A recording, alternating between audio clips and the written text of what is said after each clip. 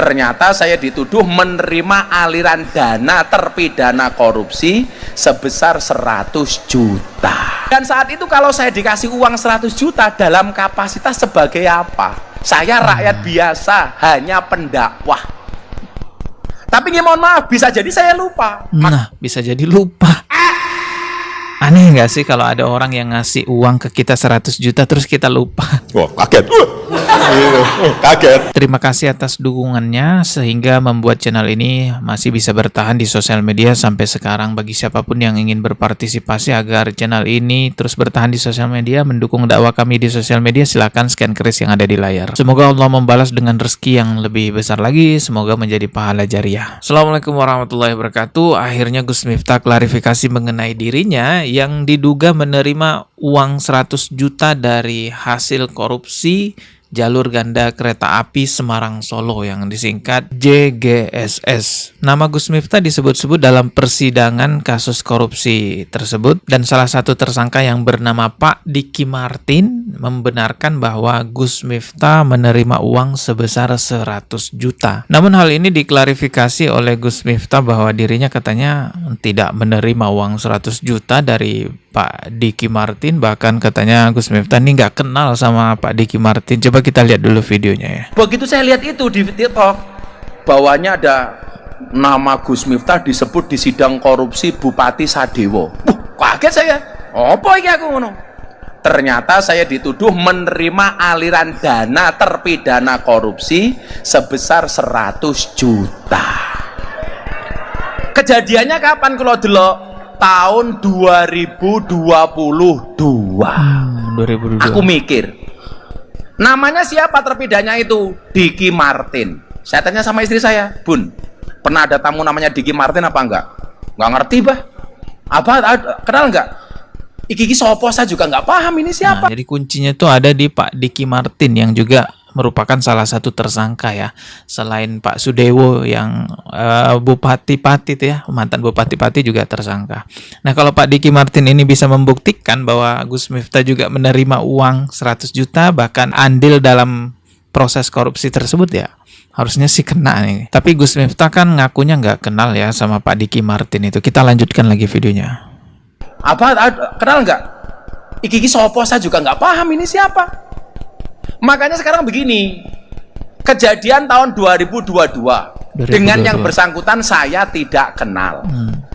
Dan saat itu kalau saya dikasih uang 100 juta dalam kapasitas sebagai apa? Saya rakyat biasa, hanya pendakwah. Tapi mohon maaf, bisa jadi saya lupa. Nah, bisa jadi lupa.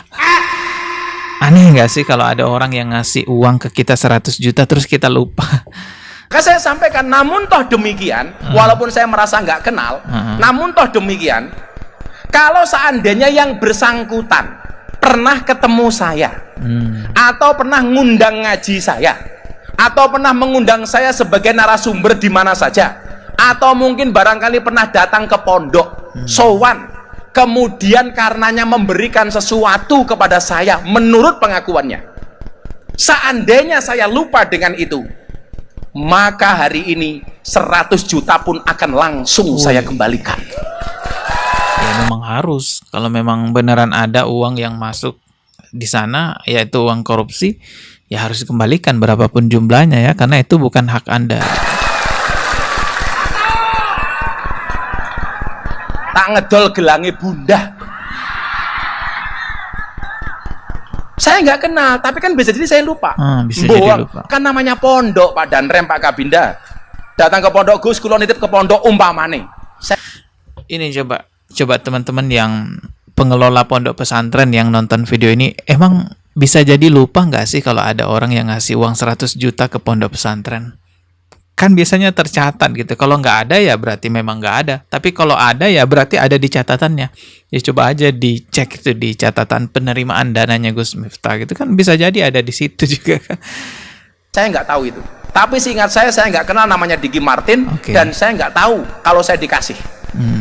Seingat saya tidak menerima apapun. Tapi sekali lagi saya sampaikan, seandainya pernah memberikan sesuatu ke pondok, akan saya kembalikan. Kalau beralasan lupa, itu janggal sih ya, karena jumlahnya 100 juta terus lupa gitu kan. Yang namanya penerimaan dana di pondok pesantren pasti ada catatannya. Tetapi kalau alasannya saya nggak tahu kalau itu uang hasil korupsi, nah itu baru masuk akal. Karena kalau donatur ngasih uang ke pondok pesantren lalu ngaku ini hasil uang korupsi, ya kan gak etis ya, harusnya sih ditolak juga sama pondok pesantrennya. Namun apapun itu, yang jelas nama Gus Miftah ini disebut-sebut sebagai salah satu terduga penerima uang korupsi karena informasi dari salah satu terpidana, yaitu Pak Diki Martin. Dan pihak KPK sampai saat ini masih mendalami semua mengenai aliran dananya, mengenai motifnya apa. Ya kita tunggu aja hasil dari penyelidikan KPK seperti apa nantinya. Ini berikutnya saya mau lihat video Gus Miftah lagi yang berbicara tentang dalil MBG gitu ya. Coba kita lihat nih apa kata Gus Miftah. Demi Allah, demi Rasulullah, ini kan anak bojo kula wonten, bunda wonten. Pak Prabowo itu membuat program MBG. Beliau tanya sama saya, Gus, ada nggak dalil dalam agama Islam, baik hadis maupun ayat atau apapun itu? Jadi sebelum program MBG itu dilaksanakan, Pak Prabowo tanya dulu dalilnya kepada Gus Miftah. Oke. Yang terkait dengan kebaikan dan keutamaan memberikan makan kepada orang miskin. Kula aturi, di Hambalang saya matur. Bapak-bapak, suatu ketika Nabi Ibrahim alaihissalam membangun, merenovasi Ka'bah bersama anaknya Ismail. Begitu Ka'bah jadi, Nabi Ibrahim merasa bangga karenanya. Ternyata apa? Allah hadir menyampaikan kepada Ibrahim, ya Ibrahim, wa Ibrahim, lukmatan fi batni ja'i, satu suap nasi yang kamu berikan kepada mereka yang perutnya kelaparan, itu lebih aku cintai, kata Allah, min bina'il Ka'bah, daripada sekedar membangun Ka'bah. Itu artinya apa? Keutamaan memberikan makan kepada anak-anak sekolah, terutama mereka yang kekurangan, itu merupakan satu hal yang dicintai oleh Allah. Maka saat itu Pak Prabowo mengatakan apa? Gus, MBG kita laksanakan. Memang benar banyak sekali dalil-dalil keutamaan memberi sedekah berupa makanan kepada orang-orang gitu ya. Mau itu dalil Al-Quran, mau itu dalil hadis, udah banyak banget tuh dalilnya. Tetapi yang perlu digarisbawahi adalah MBG itu bukan sedekahnya Pak Prabowo kepada masyarakat. Itu program pemerintah yang diambil dari pajak dananya. Itu uang kita yang ditarik melalui pajak, dikumpulkan, dijadikan program MBG. Kecuali uang MBG itu menggunakan gajinya Pak Prabowo yang diambil lalu dijadikan program MBG, ya itu baru sedekah namanya. Tapi kalau ngambil dari pajak negara, yang mana itu juga dari kita-kita nih yang bayar pajak, ya sudah, itu bukan sedekahnya Pak Prabowo.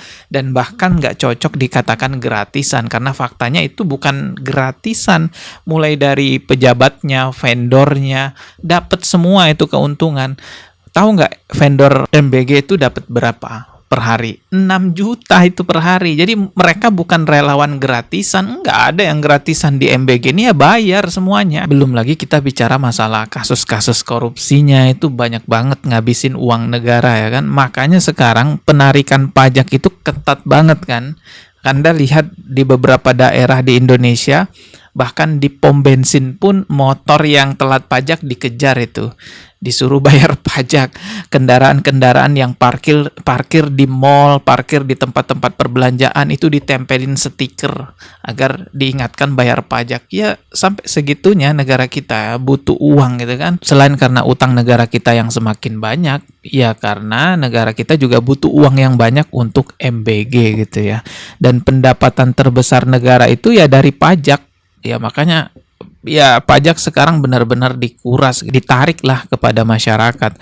Dan sumber pendapatan negara kita dari sumber daya alam itu cuma 7,4%. Padahal negara kita ya bisa dibilang kaya banget lah sumber daya alamnya. Tapi ternyata hanya 7,4% saja, yang jauh sekali dibandingkan dengan pendapatan pajak itu yang mencapai 82,4 4%. Yang lain-lain itu ya dari BUMN dan lain-lainnya itu 3%, 4%. Informasi ini sumbernya dari BPS ya, Badan Pusat Statistik. Kembali lagi masalah MBG ya. Saya bukan pembenci MBG, saya bukan gak setuju dengan MBG 100%. Cuman masalahnya antara manfaat dan mudorot itu jauh banget, lebih banyak mudorotnya, dan miris banget kita melihat ada pendakwa-pendakwa yang dekat dengan pemerintah membodoh-bodohi masyarakat dengan dalil agama hanya untuk mendukung program MBG gitu ya. Alladzina at'amahum min ju', yang kemudian orang itu